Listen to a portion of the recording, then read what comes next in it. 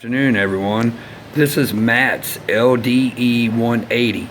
That's for Louisiana Drone Enthusiast. It's one of our pilots' custom frame. You won't get this anywhere. In fact, this is a prototype. It's probably one of the cleanest, best frames I've built this size. A 180. It's got Emax red bottoms on 4S. I mean, look at the wiring. You really can't even see any of it. The FPV cam, you can change the pitch on it from inside the tower. On top of here, we've got our receiver antenna. Then we've got our VTX antenna. It's all there. Then we got our 5-inch props. We got nylocks to lock the props down with. We're running a Glacier battery, and it's a uniframe at that. So really, and then also on the back we got VTX, and the micro receiver is mounted to the VTX.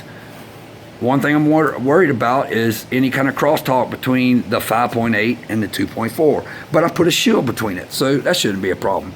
The ESCs, these ESCs came with BECs. Okay, you know what happens when you have a BEC on an ESC that's not being used? It gets hot, and then it also causes noise on the signal line. So what I did is I took them off. That's what this big chrome square part is right here. And I turned these ESCs into opto ESCs. We've already tested them. So all of them's had that taken off of there like that. All right.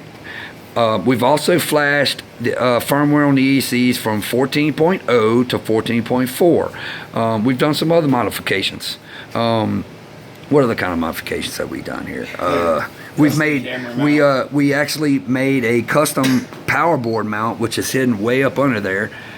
We turned the flight controller 90 degrees so the USB port was sticking out the side, and we did a little red-black theme. Now on the power wires here, what I did with that is I wrapped it with 20-pound 3M, and I didn't take off the red shielding on the top, and then I zip tied his power lead going into the PDB to that with 2 zip ties, so you can't rip it off. The power board is underneath the flight controller. Let me let it focus. Ready? There's your power board. The power board is going to be right there, and that power board would have been stuck with double-sided tape. What I did is I drilled 2 holes through the frame, and I used some nylon standoffs to mount it under the flight controller. Now the ESC wires, you don't even see the ESC signal wires because I tucked them and soldered them under the flight controller.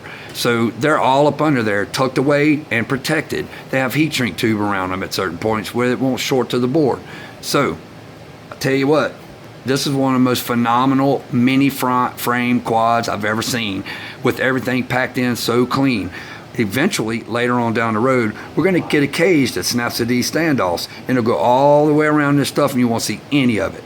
All right, we're about to go maiden this thing. Feast your eyes on it. This is one of the best 180 millimeter quads I've seen. Enjoy it. Thanks for watching. This is Shane with Velocity Multirotors. Catch you later.